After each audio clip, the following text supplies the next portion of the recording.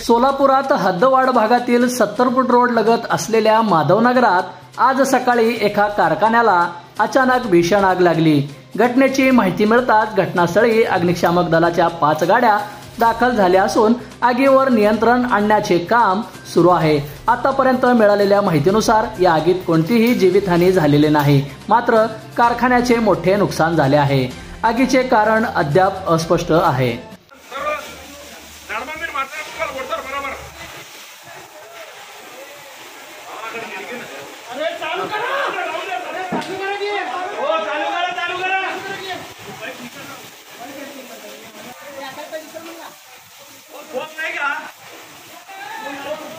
खाली